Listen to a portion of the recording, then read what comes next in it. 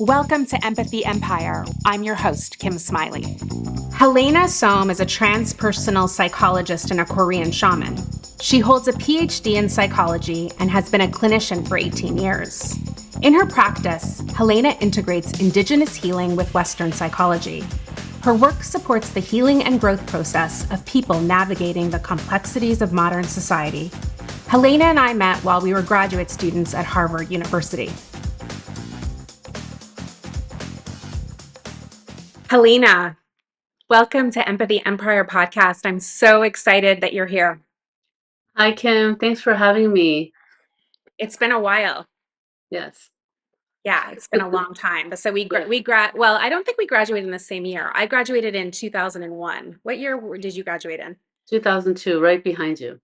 Okay, but we lived in the same residence right off campus Mhm. at Harvard Housing, Yeah. and I always remembered that you had this incredible calmness about you. Mm. And it was like such a crazy time, but I remember you were always very calm and grounded. Mm. That's my memory of you. That's very kind because it didn't feel like that internally. No, it didn't. No, it did not. It was a very tumultuous time. Really? Yeah. Okay. Why was it tumultuous? I had no idea. Okay, that's inaccurate. I had some idea of what I wanted, but I really didn't know what it would look like. And I was just following kind of a blind path and following my intuition. But it was a really hard time. It was young adulthood. I was thrown in this environment with so many smart, talented people, very intimidating, actually. And I was coming out of my Christian Protestant background and shedding the last bits of organized religious beliefs and dogma and coming into my own thoughts. And that was scary. Hmm. Yeah. You were doing your Master of Divinity? Master of Theological Studies. I Okay. was on quite an academic track, but I shifted once over to the Master of Divinity. It's my last consideration for ministry in the church. And then I went back. I did a semester of hospital chaplaincy, which was one of the most important points in my life, because that's when I began to understand that I'm fairly good at sitting with people. And then I went back to find a way to do that outside of the church. So you and I did the same degree. We both did the Master of Theological Studies, which was, as you said, it was an academic track Yes. degree, probably to be like an academic, but you actually had this incredible career Yeah. trajectory. Like who would have ever imagined that you would have ended up becoming a Korean shaman and doing your PhD in psychology? The PhD in psychology that I could have predicted, Hmm. but the Korean shamanism, that was a surprise. And I've been following your path Mm. for the last 20 years, and Hmm. mostly through social media. Hmm. You and I have stayed in touch. Yes. And I think what's interesting about the degree that we did is that people ended up going into all kinds of different directions. Some people became professors. Some people followed the divinity path and became ministers or rabbis. Some people became public figures. We have a really interesting class that we studied with while we were there. Like people did very, very different things. Hmm. So what I wanted to first ask you about is your upbringing. So you were born in South Korea. Hmm. Talk to me about your childhood and when you immigrated to the United States. Mm. So I was born in a city called Incheon, South Korea. And I had a very extensive, network of family, extended family, mostly on the maternal side. And it was idyllic childhood. I didn't think about much, which is a good thing for a child. I wasn't stressed out. I wasn't particularly good at school. Actually, I think I received very low marks during elementary school until fourth grade, and I loved to play, and I would stay out until dinner time, and I was completely, wrapped up in play and just being outside. And then I would come in for meals and try to crash and do my homework at night, and I would fall asleep trying to do my homework, and I wasn't very good at this. And then when I was 9, our family immigrated. So my father had originally gone to the United States when I was much younger to set up a life for us. So it was a classic kind of, wish for the family to migrate to the West for more opportunities. In that process, my parents actually separated, and my mother became a single mother, although they weren't legally divorced for a very long time. So she had begged him to get us just to the U.S. because she couldn't really survive in Korea. It was still a developing country, and there was a huge stigma around single parenthood. So she wanted to go to start a new life. And so I have a younger brother who was 4 years younger than me. And we went in 1987 to Tacoma, Washington, which is the south part of Seattle. And that changed everything. That shifted everything in my life. I suddenly became much more aware of myself and my situation, and my identity started forming in a different direction from that point forward. Okay, and did you become like really engaged in school at that point and start, because you ultimately went to Harvard, so you obviously got your grades up and Yeah. started really improving in that sense. So tell me about that when you with the transition, because obviously you didn't speak English when you came to the United States. Did you have any English at all? So I didn't even know my ABCs, Kim, when I arrived in the United States. We were not in a household where people were hyper competitive in terms of academics. They are now in Korea. It's extremely competitive in South Korea, and however, I just grew up, barely studying. So I get to the U.S. I'm in the fourth grade. I start a few days after arriving in the United States. It was a shock, and my memory from that time is very dodgy. I don't have a lot of memories from the first year of being here in the United States. However, there were multiple things that happened that helped me. So my brother, he went right into kindergarten, started learning English with the other children, and he would take naps and, eat snacks. But I had to perform, and I just had no idea what was happening. I just remember the first day of school, my paternal grandmother here gave me lunch money, and she said, when the teacher calls your name, you're going to give him this money. And I was just waiting for my name to be called. And of course, my name has now changed. My Korean name is pronounced Che Hae-ryun, surname Che and then Hae-ryun. And of course, nobody can pronounce that. It was changed to something anglicized. So I'm not even familiar with the way my name is called at this point. And I'm Right. just putting my hands in my pocket, waiting for my name to be called, and then I give him the lunch money. That was my first day of school. I don't remember anything else. But I had this very handsome, charismatic young teacher. His name is Eric Mulver. I still remember him very much. He looked like a blonde Tom Cruise, smelled delicious. And every time he would walk by the aisles, I would admire his cologne. I thought, oh my God, this is the man who's going to help me all year long. And he did indeed. He was very kind. And I think he had a family member who was adopted from Korea, so he knew something about my culture. And another funny thing that's happened during that first year is I was terrible in mathematics in Korea. I loved my poetry and Korean literature classes, music class. My aunt was a piano teacher, so I played, music all throughout my life. But math, no, this is the farthest from my identity. Well, lo and behold, I get to the US and I'm ahead of everybody else. I had gotten spanked in Korea for not being able to memorize my timetables, but when I got to the US, I'm suddenly ahead, and I thought, oh my God, I won the lottery. I'm not getting penalized anymore or punished, but I'm actually better than some of the kids. And there was kind of this encouragement. And also, the situation at home was hard. My mother started working, and we no longer had the extended family network. And it was a stressful situation. So, getting all the positive feedback from the teacher at school was where I formed most of my identity. And it becomes very predictive why I became more academic, because I was getting my needs met in the school environment. That's incredible. That's an amazing story. So really, his name was Eric? Yes, Eric. Yes. Okay. So because of Eric, you feel like that really helped sort of ground you Yes. academically, which really affected your future. So you were brought up as a Protestant Christian, Yes. and when you attended Harvard, you were studying theology, so theological studies. What was your focus there? I went in to Harvard Divinity School because they provided an openness. It wasn't a seminary, and I was attracted to the diversity of studies. There were monks there, Buddhist monks.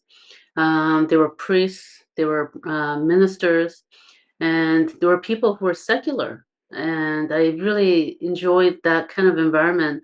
So I went in with an open mind of studying world religions and different ways of relating to the divine. That's what I was attracted to. I had minored in religion as an undergrad student, and I was really turned off by academic psychology. By the time I graduated college, I was a psychology major. And I thought, who would know about healing? And who would know about connecting to the divine? And I thought I gotta turn to the, divinity folks. And so I only applied to divinity in seminaries for my master's degree. And that's where we, discovered Lawrence Sullivan. You and I Yes. were in a class together. That class was pivotal. I think it was pivotal for so many others too. Yes. Tell us about the class. The Museum of World Religions. Yes. Um, I had found in the research of Dr. Lawrence Sullivan something that I had no awareness of consciously, but was brewing inside of me all of my life. And it was a beautiful kind of feedback of, wow, something exists out there that I had felt intuitively, but I had no words for. And this man is doing it. And I was completely enamored with the idea of studying sacred traditions, healing rituals within the setting of arts and creativity. And his academic study of shamanism is what gave me the language to move on through the rest of my career. That was such a great class, designing a museum of world religion. It was Yeah, incredible. And do you remember that the Smithsonian came in to judge our projects at the end of the year? I didn't remember that. I would have been much more nervous if I actually remembered that. But yes, there Yeah, was there was some. a panel, I think University of Chicago and some people from there, and or sort of the Art Institute of Chicago and the Smithsonian. That was a yeah, I really remember that class really well. I remember the project we did. We actually did uh, Guanyin comparatively across different traditions, across time, space, countries. So my interest in compassion was already very strong, and I was studying Buddhism and Hinduism, and I was studying the Bodhisattva, which is the sort of the paradigm of compassion in the Mahayana Buddhist tradition. And I Wow. still so strongly, that's probably the strongest memory I have as a student is being in that class with you, Lauren Mm, Sullivan's class, Professor Sullivan. wow. So after you graduated from the program in divinity school, you pursued a degree in psychology right away, or tell me what happened after that? Yeah, what a time. So I went back to Seattle. It was a really difficult time. I had no idea what I was going to do with the Master of Theological Studies. Really? Actually, I have to tell you about a story that really shocked me to my core. Um, After I returned home, I could not find a job because I wasn't going into the ministry. And that would have been an easier track, actually. The Korean Protestant church is very strong within the immigrant communities. If you weren't Protestant or Christian before you arrive in the United States, you will most likely become one because the churches act as community centers and support networks. So even my own mother, she was not very religious when we were in Korea, even though we're like third or fourth generation Christian. She became much more religious after coming to the US because we were alone and, people stuck together to help each other. And we got all of our social and other needs met through the church. So I go back, but I don't want to be a part of this anymore. I'm abandoning this. I'm losing not just my faith, but I'm losing my social network and people who could support me. So it was really hard, and embarrassingly, I had to work in a coffee shop, which I did throughout college and rest of my time in education, temporarily to earn something because I needed to make money, and it was a really huge blow to my ego, which was good for me. It brought humility to pull coffee and espresso drinks for people. I'm thinking in the back of my mind, what did my expensive, Harvard degree get me? Right. And then within a couple months, I found an internship at a museum. I was still trying to maybe dance with an idea of a career in museum studies and becoming an art curator. But Kim, I have to tell you something that I learned at that time, that when something is not meant for you, it doesn't matter how shiny and bright it is, the doors will shut. However, when something is meant for you, you never have to beg for it. And I was begging for that museum studies track, and all the doors shut right in my face. I've never been so rejected in my entire life. It really hurt. That whole year was a year of rejections and humility. And then I met my now husband, then boyfriend. We met on Valentine's Day, and actually we were out. And I never go out. I don't drink because I'm allergic to alcohol. A lot of East Asians have that gene where you can't process alcohol. We lack the enzyme. Well, I just have it severely to the point of I get very ill and I faint if I drink any alcohol. And I was in a bar with my friends, and I decided to go out. On Valentine's Day, we decided that we're not going to stay home and sulk. And my friend is the one who wanted to talk to my husband when he came into the bar with his friend. And they were about to go to this music show. And I thought, oh gosh. And she was shy. And he's like, talk to him for me. I'm like, well, I don't want to, but if he talks, I will talk. And I sat next to him, and he was moving his fingers across the bar, like he was playing the piano. And I was just like, "Do you play the piano?" And he says, "No, but I love piano music." And then, my interest suddenly go up because I love music. And I said, "What do you, and I was like, what do you love?" And he says he loves the romantic, classics. He loves all music, jazz, everything else. And I was like, well, did you know that the Seattle Symphony is playing Rachmaninoff Piano Concerto Number 3 right now? And boom, the fireworks. And suddenly my friend is pushed out of the way, and I'm talking to my husband. And that's how we met. But he's the one who encouraged me to go back to psychology. He said you would make a really good therapist. And I thought, oh, I'm done with that. I'm done with that world. Well, I wasn't quite done with that world. And those single words, a few words of you should become a therapist, led me to a program at Jesuit University here in Seattle. They had a unique program. They still have a unique program. Psychology based on philosophy, specifically existential, phenomenological philosophy. And they taught being with people from a different perspective than most other conventional psychology programs. And I met the chair of the department at that time, who was also a theologian slash psychologist. And I thought, this is the program for me. It just happened to be in the city that I was in. They don't have other programs like this, maybe one or two other programs in the world. So that's what brought me back. And then after the master's, I thought I want to have more impact in the world.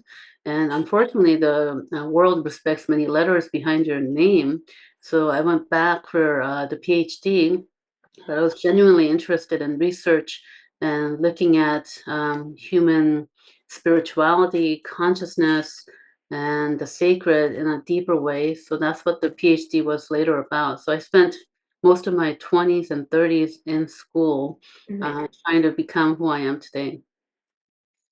That is so fascinating.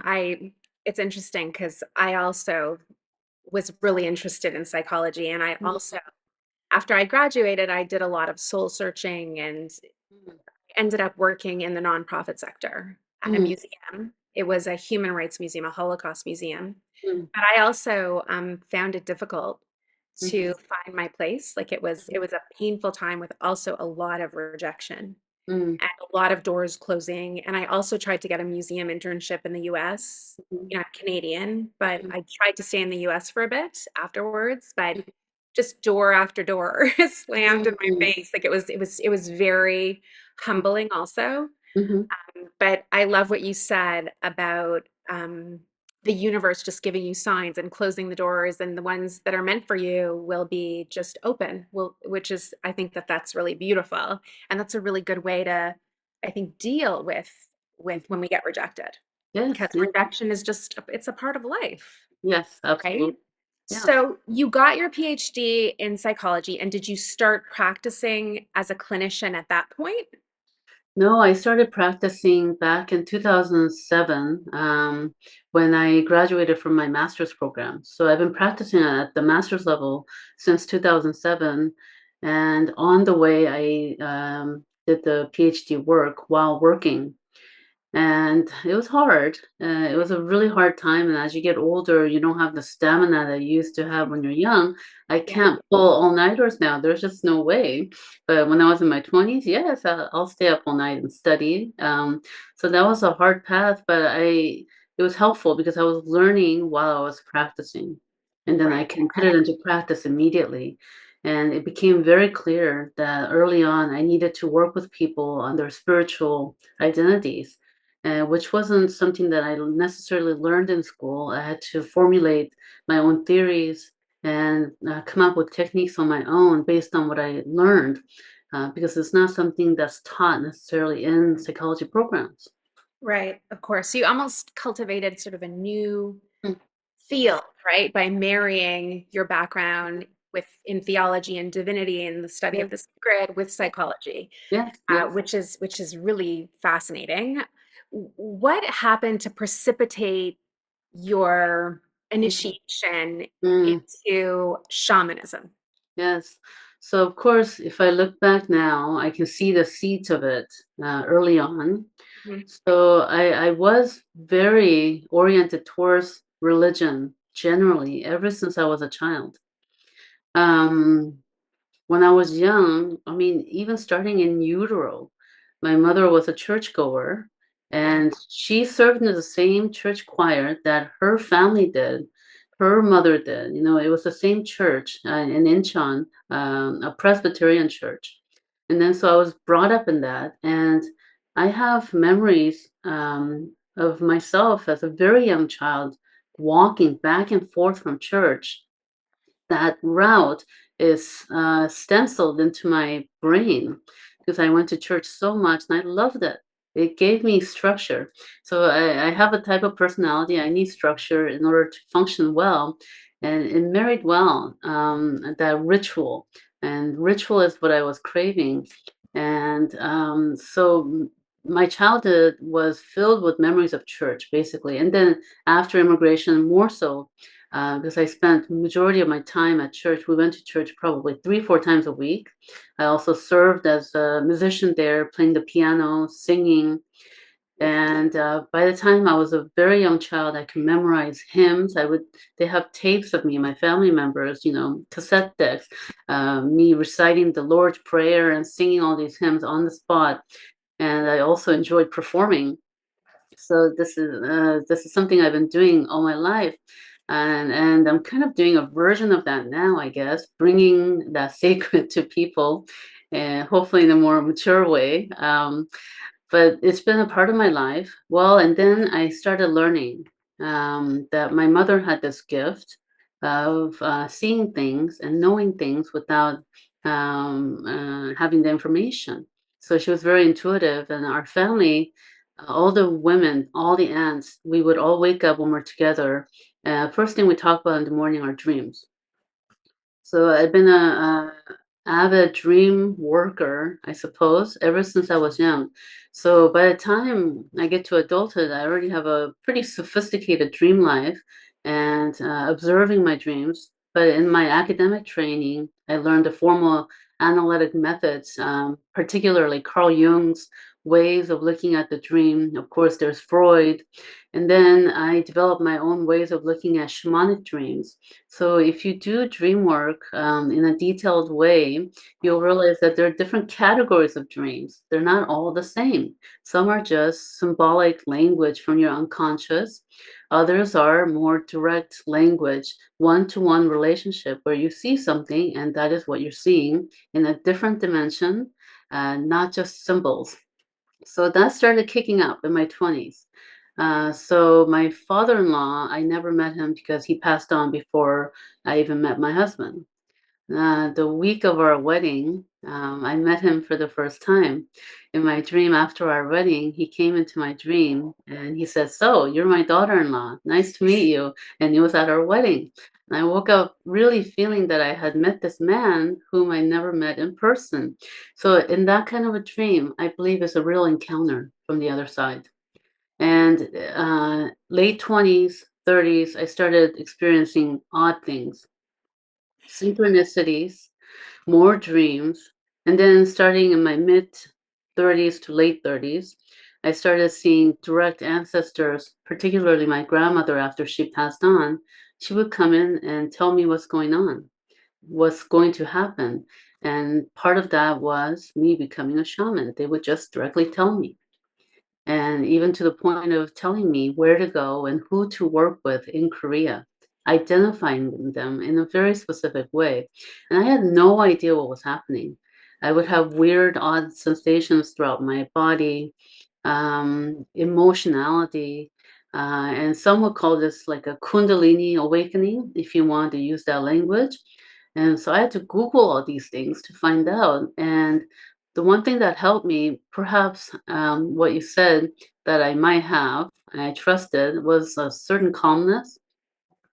Instead of freaking out, I decided I'm going to breathe and calm down, that this was something that was happening to me, and I will stay grounded. And even through this Kundalini awakening, as they call it, I was going through clinical training and trying to finish up my dissertation, which was dragging on for years.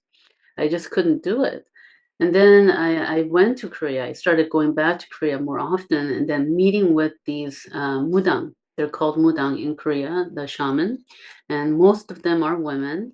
And in Korea, in South Korea, they have close to 500,000 perhaps registered shamans working today. So it's a tradition that's been happening throughout our entire time on the Korean Peninsula. What is shamanism? And is shamanism historically or from the ancient world different than contemporary shamanism? Yes, shamanism is the original religion, if you wanted to put it that way. It's not an organized religion, of course, but it's the way that human beings have expressed religiosity and spirituality. Um, the early man had, if you want to call it like a leader, priest, priestess, elder who was knowledgeable in the world of the spirits. And they acted as the intermediaries between the human world and the spirit world. And for humankind, knowing something and being able to access information that wasn't available to everybody was an advantage point evolutionarily. So in our society, in Korean society, during the farming days, when it was a more agricultural society, the shamans were relied upon for good farming. So they would pray to the gods that they would have a good harvest. It's a real issue of livelihood. And then, of course, if there's illnesses, medical illnesses or psychological illnesses, the first shamans were the first doctors and the psychologists of their societies. So the shaman practices can be seen across the entire world in different ways. It's not all the same, but there are ways that we can see the shaman is working across the cultures, and the distinct feature is that the shamans are able to alter their consciousness at will, voluntarily, to access information that will be helpful to their communities. So in contemporary society, in countries like Korea, the shamans are still very active, but working differently. In other cultures, it might have been suppressed or the numbers are diminished to the point of disappearing. But there's a Western contemporary form happening across the globe too, like a revival of some sorts. So you talked about the fact that there's a certain lineage in your family. Mm-hmm. So is one born a shaman? Is it like a bloodline? Or can one study to become a shaman? This is a really good question, and it's a debated question. In my culture, there are two types of shamans. So one shaman is what we call a charismatic shaman. You don't necessarily have to come from a family with this lineage, but the spirits choose you. And charismatic meaning you go into an altered state of consciousness during ceremony and ritual to access information to help your clients. There's another form is hereditary shamans. They either marry into or are born into a family, and those shamans do more ritualistic practices, not necessarily going into altered state of consciousness. However, I argue when you do any kind of sacred work, you might fall into the work of spirit and um, falling into some kind of a trance state. In my case, and many cases, even with the charismatic shamans, there's some kind of a family lineage. And I've discovered, without my family telling me, and they may not know either, that there was this line of shamans in my family that my mother had, which was completely suppressed because of her own religious beliefs, and that got transferred to me and activated in my mid to late 30s. Helena, we stayed in touch mostly through social media, you and I. Mm, So I've followed you on Facebook. We've been Facebook friends, I think, since I don't know, maybe the early, like mid, like 2007, maybe or something. I started becoming active on Facebook. So I think I found you pretty quickly. And that's one of the ways that I've stayed up to date with your different mm, creative projects. And I want to call them creative projects because I think that you're a psychologist, you're a shaman, but you're also an extremely creative entrepreneurial person. And I would say entrepreneurial.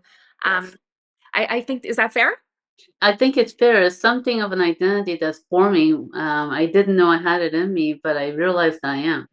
Yeah, I've noticed that in you for a while, but one of the things I noticed is that in 2023, you started something called the Modern Shaman Project. And I just want to read out what that was that you launched. And you Yes. said that you'll be launching it on social media, an event called the Modern Shaman Project. The Modern Shaman is a healer, artist, educator, scientist, and entrepreneur. That's what you wrote. And it was a kind of an advertisement. Yes. And you said that the modern world is in dire need of modern shamans. As we heal our wounds, we can cultivate our gifts to work towards building a more hopeful future. We can support the work of creating a loving world for the collective by learning about our own abilities and calling. We all add something special to the mix. Join me in this new adventure. Mm, Let's explore the beauty of each of the five archetypes. mm, And I was really struck by that at the time. mm, I didn't take the course. I don't know why I didn't take this course or this participate in this project because I've always really been interested in that. Something you and I have talked about mm, is shamanism and mm, healing. Um, but I just find it so interesting that you divided it into those five categories. mhm. Tell me about the genesis for creating the Modern Shaman Project. Yes. So, I mean, there was no course. You didn't miss anything. It was an event, right? I just created content online for Right. people to engage with. It's really my own story. And if you notice on my social media, I share very openly and readily because I'm a human being just in the process of learning and unfolding. I don't have all the answers. I certainly do not know everything. I know what I know till this point, I will share. The modern shaman is really what I realized through my own path. I engaged with my own traditional culture, and I feel incredibly lucky to have come from this line of shamans especially women, in a severely patriarchal society where the powers are turned over. When the shaman is in ceremony, she takes charge, and all the men who have power outside of that space are no longer in power. And it's a turning upside down of what's there societally. And I love this archetype of the Korean shaman being in power that way. But the folk culture no longer really spoke to me. Like when they talk about all the different gods, I can't even remember them all, let alone know all the stories. And quite frankly, some of the folk practices were not very interesting to me. However, the piece that was interesting is how we take our traditions and use it in contemporary society because we are in need. We are desperately in need. And I know that because I will never run out of work in the line of work that I'm in. And many people in helping professions know that. So we have all the comforts of society. When I no longer live in Seattle, I'm in a city called Bellingham up north. But when I was in Seattle, most of my clients came from one of the tech firms, Google, Amazon, Microsoft, Expedia. I've had clients from every tech company in this area and learned so much about being in that kind of space. They had all the material possessions they could ever want. They were young and they were ill, either physically or mentally. So I started working with them on developing their identities, and I was offering, in a way, an initiatory experience that is missing in our society. They weren't properly initiated to adulthood. They had trauma that weren't processed. They didn't know who they were. They didn't know what their gifts were. And I started seeing this gamut of talent, which formulated the 5 different archetypes. Of course, there are more sub archetypes within those, but those are the big ones that I came up with. Some people clearly needed to be in healing work, whether it's medical or psychological or both. Some people are excellent educators and they could work with children. And the teacher that I had in the fourth grade probably would fit into this category. He was warm and loving and kind, spoke to me at a time when I really needed help and support from an adult. The artists, oh my goodness, I have a special place in my heart for artists. I work with a lot of artists. I'm not an overt artist in this life, but I do use my creativity in my work. And I did work in an art college as well, supporting artists directly, and I love them so much. They bring the cosmos into our reality. And then you have the scientists, whom I respect deeply for giving us the knowledge. And then the entrepreneurs, this one's a surprising one Yeah. because of the money involved. However, the money is neutral. Money is just energy that we have to learn to utilize well, but many people don't because it's associated with power.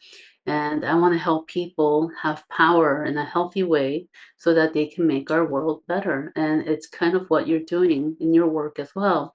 And that's why I'm so attracted to what you're doing, Kim, as well, that you've held multiple archetypes in this model and you're using it for good. And that's what I want to help people do.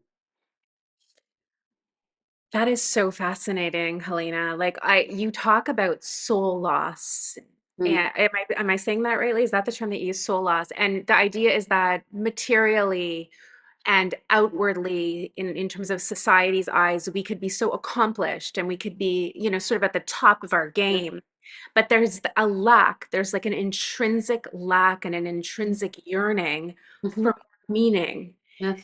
And this is something that's really attracted me to your work, is because I've always felt a profound sense of brokenness in the world, Mm, just like a sense of fracturedness. And I think that the way to sort of remedy that fracture is to bring in light, right? Like Leonard mm, Cohen said in his poem, right? mm. That the cracks are where the light comes in. Yes. So your work and my work, I see it as similar. I see it as Mm.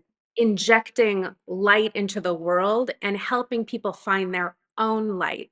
Is Yes. that fair? Yes, that's absolutely accurate.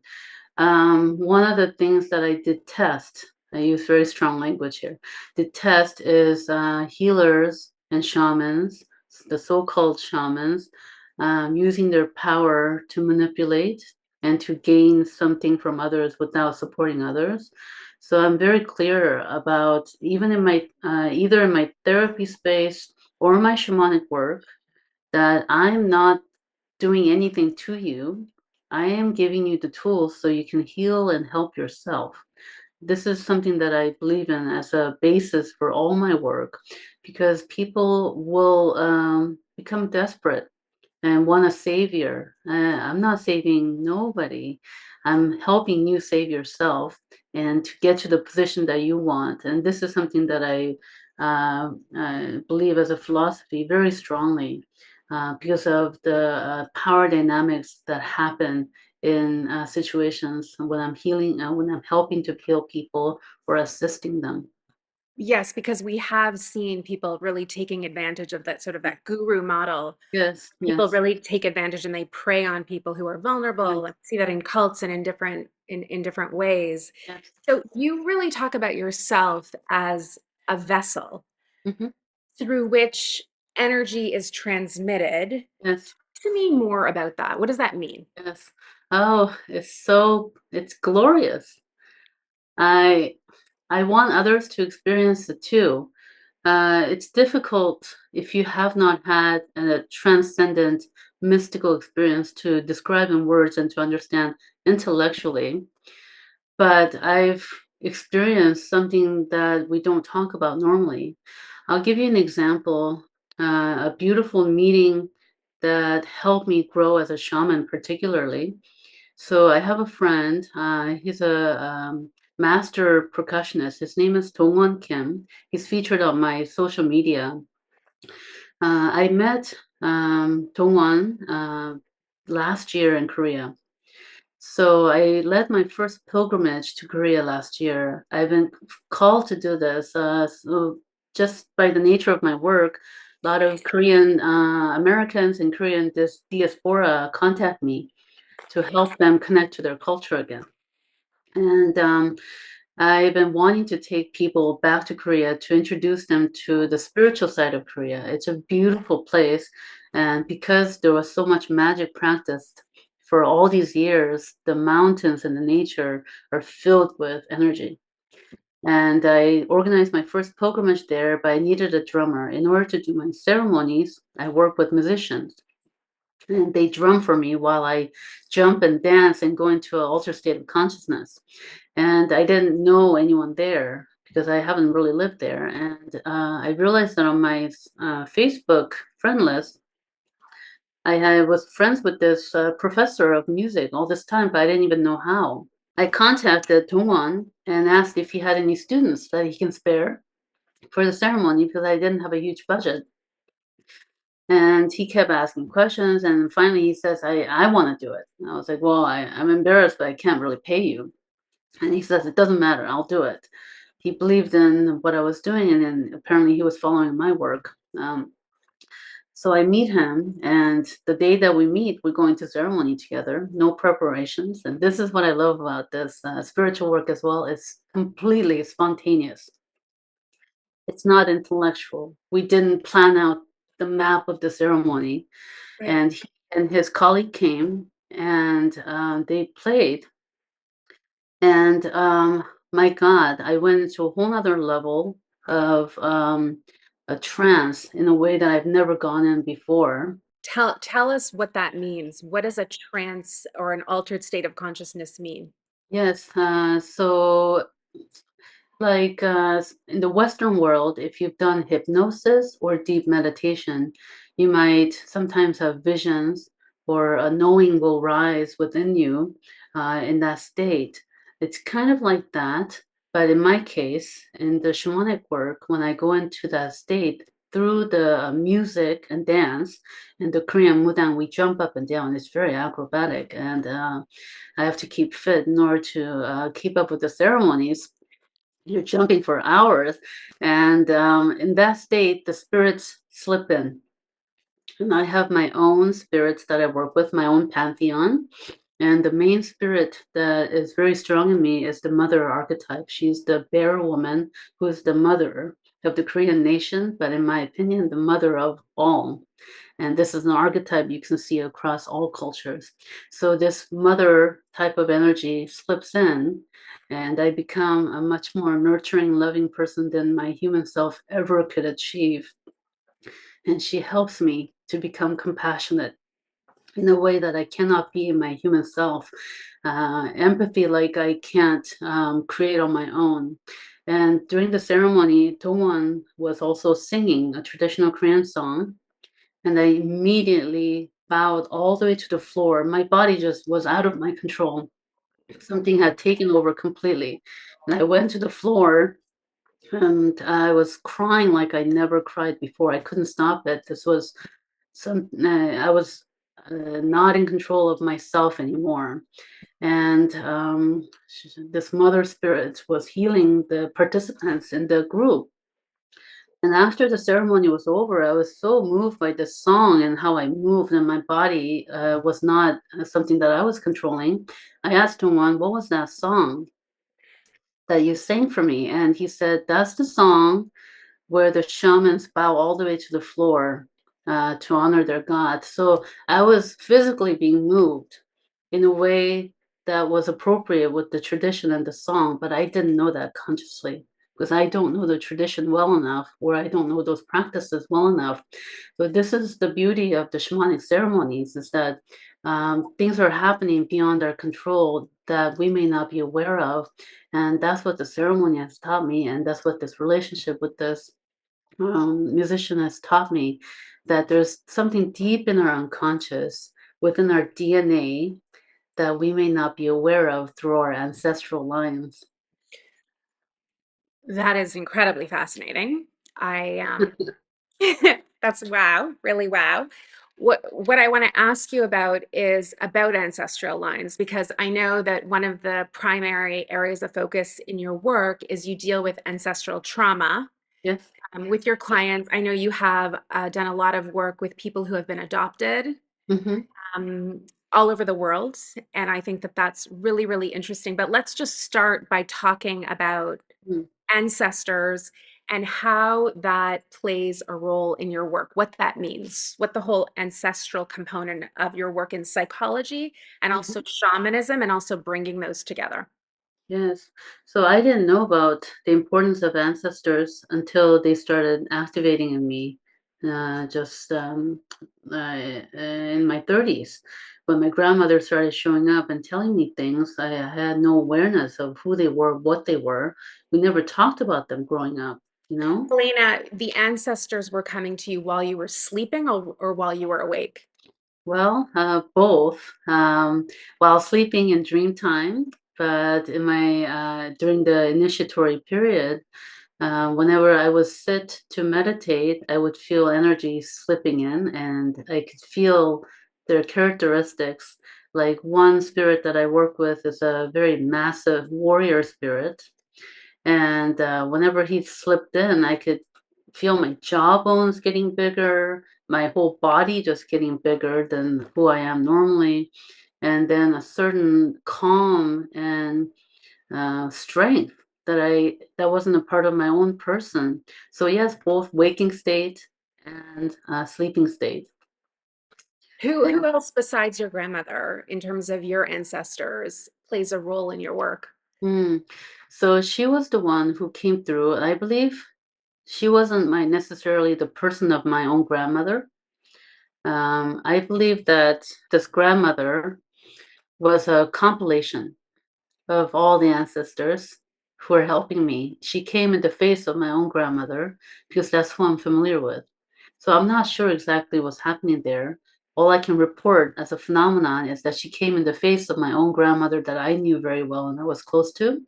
But her energy felt as if it was somebody else or a compilation of other. So I think they show up in interesting ways.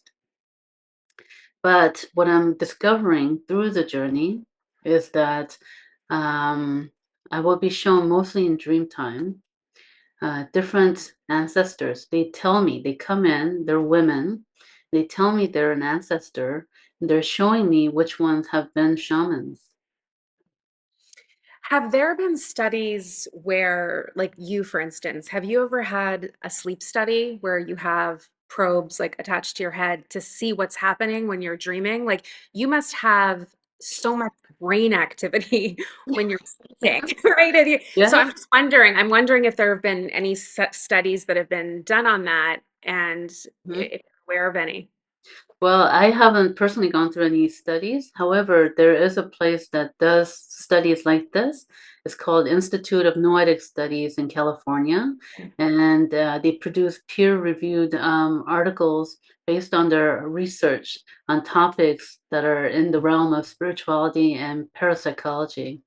So people should check it out. They have fascinating studies like this where they put psychics or mediums or people who are gifted in this way under a scientific lens.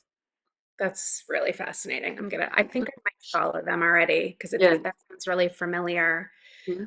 What about ancestral trauma? So, what does Mhm. that mean? Is it ancestral? Is it trauma that our ancestors have endured Mhm. that is in our DNA Mhm. that is coming up for us? Just explain that to me. Yes.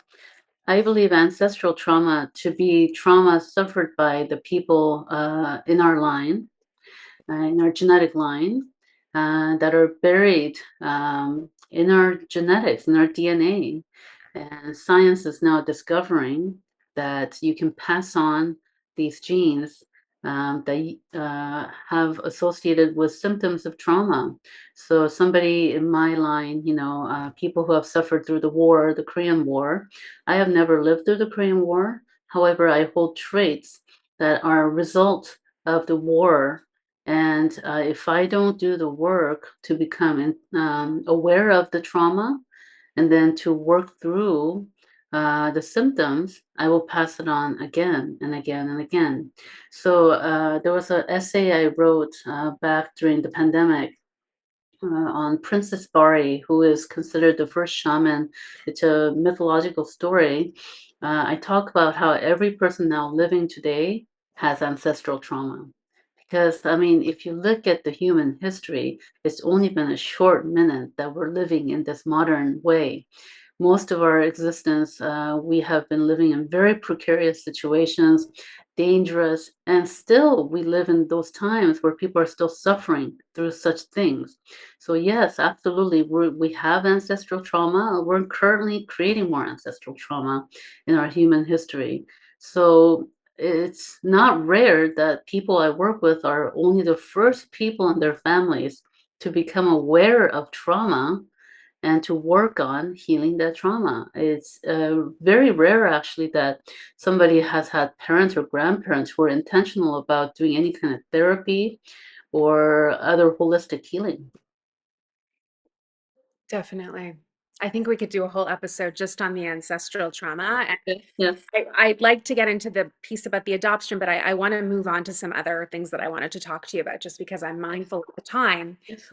One of the things that I found very fascinating in reading about your work is spiritual exploration and learning that the idea that it should never begin from a place of fear.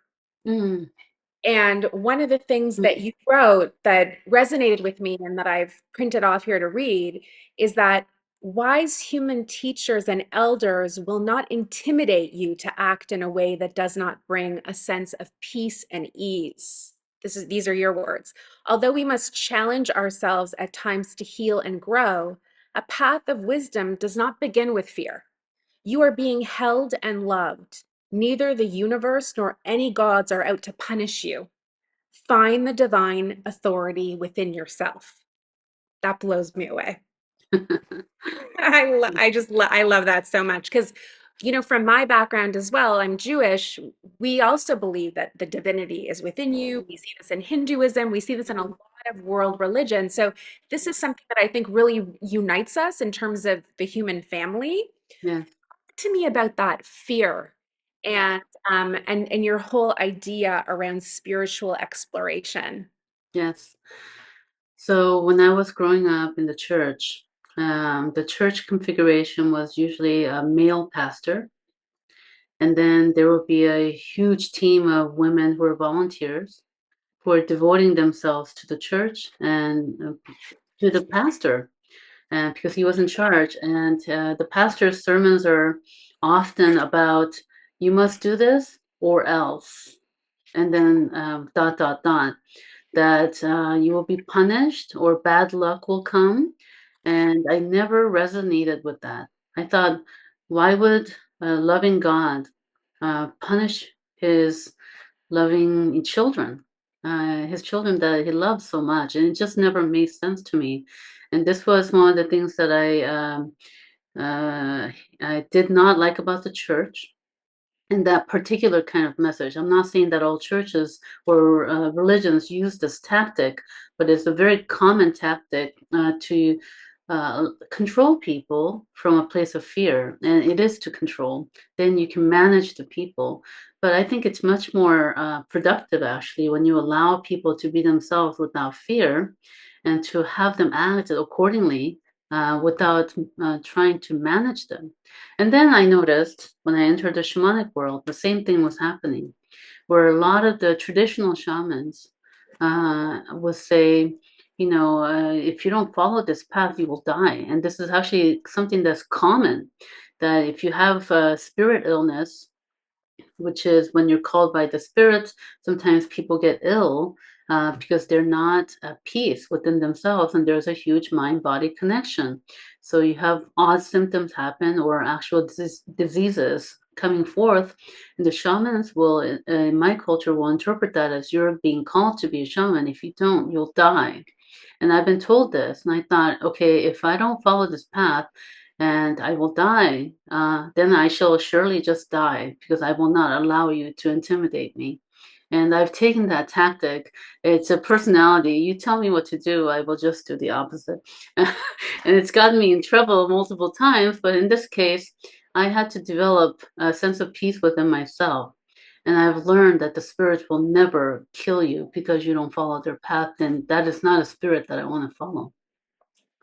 And so this kind of way of thinking is very common. It's much more common than you think. And many people who believe that they should also be a shaman arrive at my practice, and they will be very afraid to engage with the spiritual work because they think that maybe they will encounter some very negative, evil spirits that will harm them, or that if they don't do this, if they don't do this behavior, that they'll get harmed and their families will get harmed. And I said, let's just stop everything here. Okay. This is out of choice.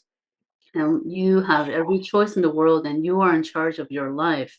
And you have to make peace with that. So, this is something that I really believe in because I experienced too much of it in my life. And I follow my heart, I follow my intuition, and my spirit in alignment with following that light and love path rather than hurting me or killing me. Let's talk about light again.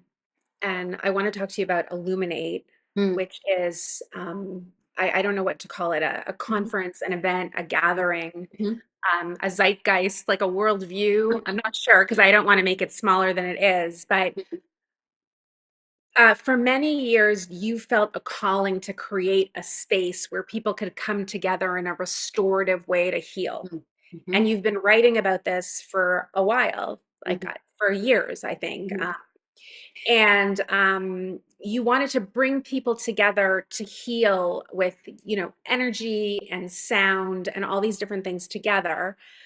Tell us about your plans for the Illuminate retreat that you're organizing in 2025 in Denmark. mhm. Yes, it's been in the works for years. I just wasn't ready. I also, given my age now, I finally decided I'm not going to run after things anymore. I finally learned the lesson of allowing things to come forth when they're ready. and it's ready now, and I'm ready now. I had to grow, and I thought I knew what I needed to, but apparently not. I had to grow some more and gain some more wisdom. But I finally, the pieces have all come together for me to offer a proper retreat. It is a retreat, a 2-day retreat in Jutland, which is the more rural area of Denmark. It's absolutely beautiful. There's a location there, a retreat center that I visited last year, also created by somebody who is a visionary, um, who wanted to make the world better and bring light. And we're going to host a retreat there for 2 days, international, meaning anyone can come. It will be hosted in English. And we will gather and we'll do a ceremony for the first day on the summer solstice, when the light doesn't go down almost at all in Denmark and Nordic countries. And I will help each of the participants connect to their ancestors. The ancestors, when we create the space, will come, and I become the channel for them to access that information. And anyone wanting to do healing work, they can come and we all dance together, we all jump together to the beat of the drums. And information comes from the ancestors and the spirits for me to help people. Sometimes I can't get to every individual person because there are too many people. However, the ancestors pick out the people that need to be worked on. And it's just a matter of my following my intuition as I walk around and dance. I will get drawn to the people who need more support than others. And then I also work on people by groups, ancestral groups. It's just a very simple way for me to help people in those ancestral groups with the specific kind of trauma. And then on the second day, we'll do more individual workshops. One of my friends, who is a Greenlandic Danish writer, will come and speak and talk about her experiences and her book of growing up as an Inuit woman in Denmark. And then the other pieces are we will do guided meditations and imagery work, returning to our mother's wombs and further back if possible. I will guide people through some meditations that will allow them to access some information maybe they had not known before about themselves and their families, and then get some realizations. And it's really for people who are in a place, like we talked about, they're comfortable, but they're not feeling the depth of who they are, and they want to offer something to the world. So it's to help them access this information and teach them and the techniques to how to get there so that they can practice and bring forth their gifts to the world and to illuminate the world. Helena, I feel like we could talk for hours, but the last thing I want to ask you is how people would get in touch with you or find out more information about your retreat. What's the Mhm. best way? So they can just go to my website, helenasoholm.com, or my Instagram is also Helena Soholm. And I would love to hear from people, whatever they're doing out in the world, so that I can support them. Any last thoughts on your work and empathy and the intersection of psychology, shamanism, and empathy? Hmm. Last thoughts. Be true to yourself. But that's a loaded statement, because when people have lots of trauma that gets in the way, it's hard to access the information that will allow you to know if you're being true to yourself. So my last, comment would be, try taking up some kind of a listening practice where you sit quietly with yourself and build that muscle for listening, so that you can know when you're being true to yourself versus you're being uh, acting according to your programming, either by your family or society. So be true to yourself. That's what I would like to leave the audience with. Thank you so much for speaking with me today, Helena. I really appreciate it, and it's really beautiful to see you. Yeah, thank you so much for the invitation, Kim. See you soon, Okay. maybe in Denmark. Yes, maybe.